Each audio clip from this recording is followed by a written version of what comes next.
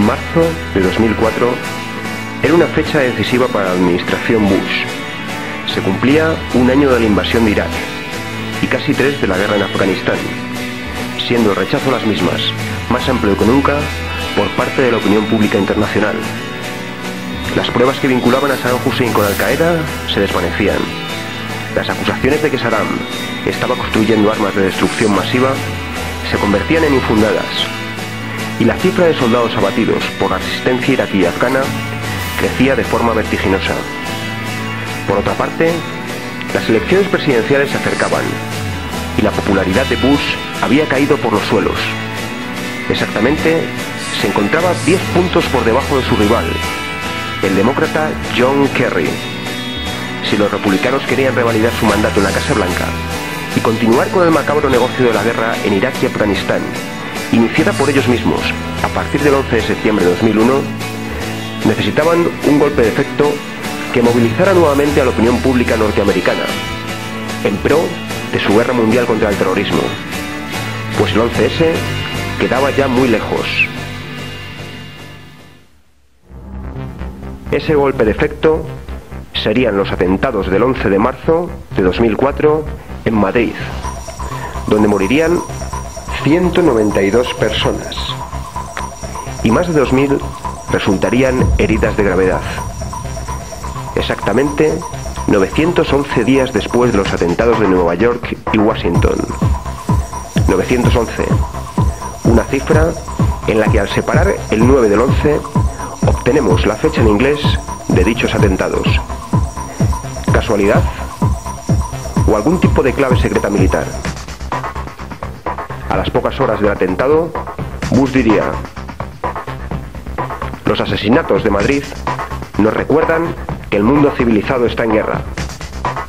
Nunca antes un suceso allende los mares había tenido tanta repercusión en los medios de comunicación estadounidenses.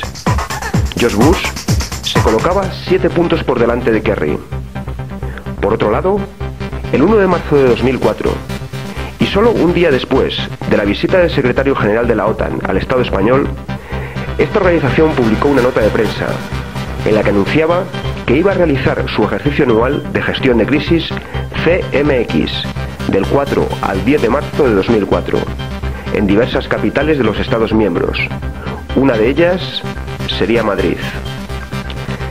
El ejercicio consistiría en un simulacro de una operación antiterrorista, en el que intervendrían multitud de personal militar y civil, vinculado a la OTAN, que tendrían vía libre durante aquellos días para moverse por Madrid con toda clase de material militar, algo que llevaron a cabo con total impunidad y sin control alguno por parte de las autoridades locales. Al día siguiente de que la OTAN diera por finalizado su ejercicio antiterrorista, sucedía la tragedia.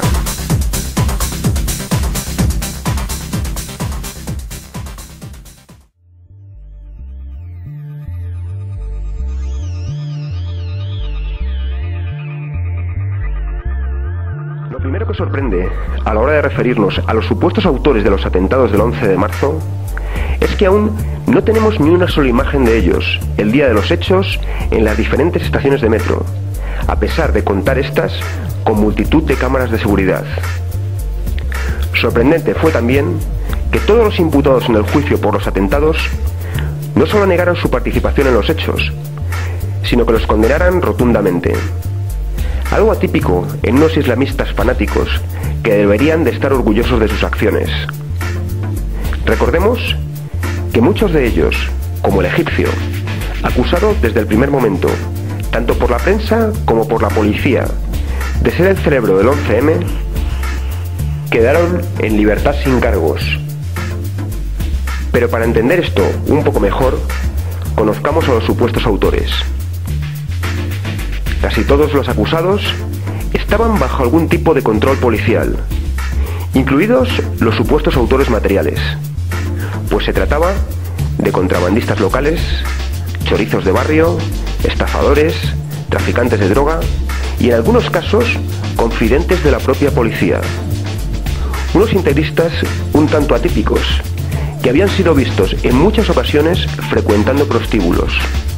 Estos poco castos terroristas, que carecían de todo tipo de experiencia previa en estas lides, según la versión oficial, fueron capaces de cometer el atentado más mortífero en la historia de Europa, llevando a cabo todos los preparativos con precisión milimétrica, sin un solo descuido y sin ser descubiertos por la policía, a pesar del impresionante despliegue policial ordenado días antes por el gobierno Aznar, el mayor en la historia de España, debido al riesgo de un posible atentado ante la cercanía de las elecciones generales.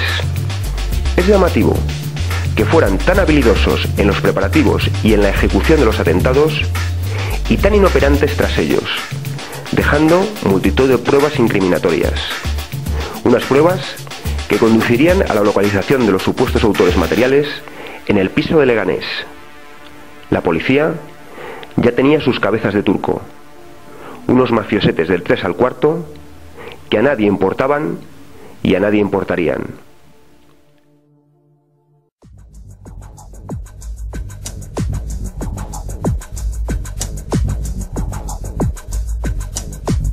Lo sucedido en el piso de Leganés es uno de los puntos más oscuros de este caso. Un piso que tras la explosión nos mostraría unas paredes blancas sin rastro de sangre. ¿Murieron en el piso de Leganés los supuestos autores materiales? ¿Estaban ya muertos antes de las explosiones? Es más, ¿había alguien en aquel piso? Hasta la fecha, no se ha mostrado a la opinión pública ni una sola prueba que demuestre que los terroristas murieron como consecuencia de la explosión. Con la desaparición de estos, desaparecía la posibilidad de que pudieran defenderse de los cargos que se les imputaban. Algo muy similar le sucedió a Harry Lee Oswald, el asesino oficial de Kennedy, quien murió cuando se dirigía a prestar declaración ante el juez a manos de un pistolero a sueldo de la CIA. Según la versión oficial, los terroristas se inmolaron una vez el piso había sido desalojado y al sentirse acorralados por los geos. Una versión que nos despierta múltiples interrogantes. ¿Por qué unos terroristas que no habían optado por el suicidio en los atentados del 11M, algo que hubiera dotado de mayor precisión a los mismos, deciden inmolarse ahora? ¿Por qué esperan a que el piso sea completamente desalojado, pudiendo haber causado otra masacre de haberse suicidado un poco antes? Más, teniendo en cuenta que el edificio no empezó a desalojarse hasta 5 horas después de la llegada de los primeros efectivos policiales. También es casualidad que en el momento de ser descubiertos se encontraran juntos la totalidad de los supuestos autores y que dispusieran del material necesario para inmolarse y para hacer detonar los explosivos, algo que exige su tiempo. Por otro lado, según el testimonio de expertos en explosivos, tanto las explosiones de los trenes como las de Leganés se asemejan más a las de los explosivos de tipo militar que a la goma 2 u otros de los que habló la prensa y la policía, pues la explosión provocó humo, pero no fuego, es decir, lo mismo que provoca un explosivo militar como el C3. Rocambolesca es también la historia del geo que muere en esta intervención, del cual nunca se nos mostró ni una sola imagen, y que supondría la primera muerte en acto de servicio de un miembro de este cuerpo en toda su historia. Según la versión oficial, moriría como consecuencia de la explosión. Sería enterrado a toda prisa y su cuerpo profanado a los pocos días por supuestos familiares de los islamistas muertos. Un hecho que, de haber sido investigado, jamás se ha hecho pública la autoría del mismo. Finalmente, el cuerpo del geo, con la excusa de evitar que volviera a ser profanado, se incinera. De esta forma, desaparecía la posibilidad de realizarle una nueva autopsia en un futuro. En muchas ocasiones, a quienes denunciamos estos hechos como conspiraciones del poder para mantener su hegemonía, se nos exige pruebas.